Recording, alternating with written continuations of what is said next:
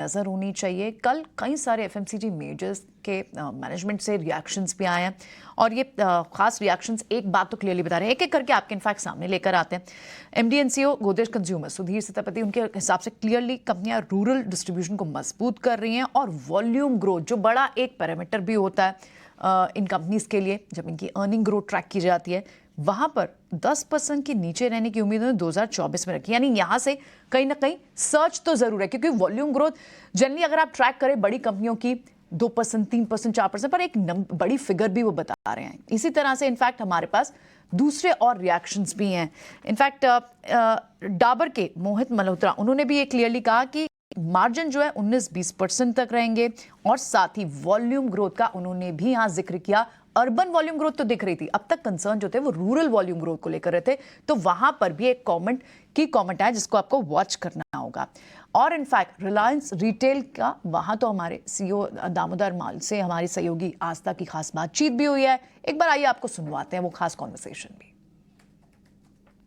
हमारे साथ खास बातचीत में दामोदर मल जुड़े हैं। Thank you so much sir हमारे साथ जुड़ने के लिए। मेरा पहला क्वेश्चन रहेगा, इस फेस्टिव सीजन क्या ग्रोथ देखी है हमने एज कम्पेयर टू 2022 में और क्या नए ट्रेंड्स देखने को मिले हैं? मैं सुपरमार्केट वाला हूं एंड सुपरमार्केट इंडिया, जिसको मैं कहता हूं कि डिजिटल मॉडर्न रिटेल और फिजिकल मॉडर्न रिटेल, ये मेरा प्लेग्राउंड है। तो इस जगह पे, इस मकाम से जब मैं देख रहा हूं, तो इस फेस्टिवल सीजन में सारी कैटेगरीज में हमको उम्दा ग्रोथ दिखी है और कुछ कैटेगरीज नेचुरल होती है जो त्योहारों में ज़्यादा बिकती है। आपके घर में खाना ज़्यादा बनता है, आपके यहाँ मेहमान आते हैं, आप अपने आप घर को सजाते हो, आप मिठाइयाँ बनाते हो, बांटते हो। So those categories grow little more. आप नए कपड़े खरीदते हो, सो उतना है। बाकी सारी कैटेगरीज में हम अपसाइड देखते हैं। ठीक है, तो ये इंपॉर्टेंट रिएक्शंस आप सुन रहे थे। इनफैक्ट पिडिलाइट के एमडी भरतपुरी से भी खास बातचीत हुई ऐसे आए के इसी इवेंट पर। आइए उनकी भी बात सुन लेते हैं, फिर इसे पर्सपेक्टिव में रखते हैं। हमारे साथ भरतपुरी जुड़े हैं जो एमडी हैं पीडियालाइट के। थैंक यू सो मच हमारे साथ जुड़ने के लिए सर।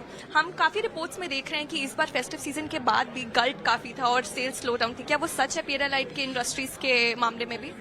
देखिए, जहां तक हमारा सवाल है, जो पूरा होम इम्प्रूवमेंट सेक्टर है, वहां हम डिमांड में कोई गिरावट नहीं देख रहे हैं। ये भी नहीं है कि भाई डिमांड बहुत बढ़ गई है।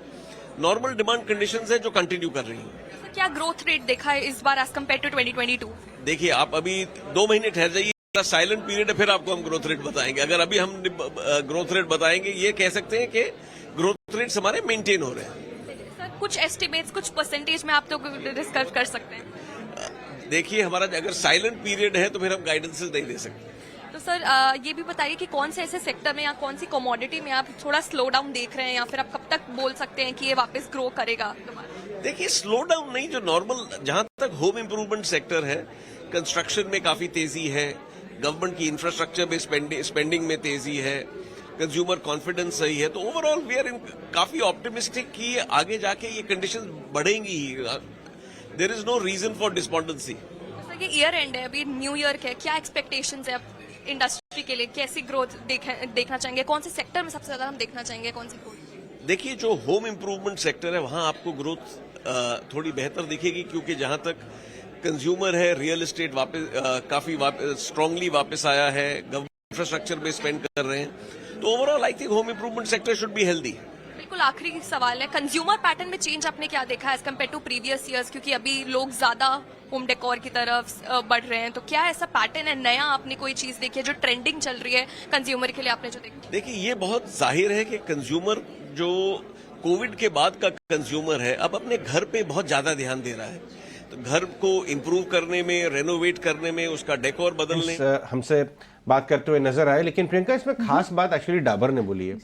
डाबर और सेतुपति जी ने, वो मैं थोड़ा ज्वाइन करूंगा डॉट्स को। डाबर ने बोला ऐसा कि मार्जिन इंप्रूवमेंट की बात की है, एंड ऑफ फाइनेंशियल ईयर, यानी नेक्स्ट 3 से 4 महीने में मार्जिन इंप्रूव होगा। पहली बात, क्योंकि क्रूड के प्राइसेस कंसिस्टेंटली नीचे आ गए, पहली बात। दूसरी बात, ये सीईओ जो है मोहित मल्होत्रा जी, ये कह रहे हैं कि ग्रामीण मांग में तेजी की गुंजाइश और ग्रोथ रेट इंप्रूव हो रहा है।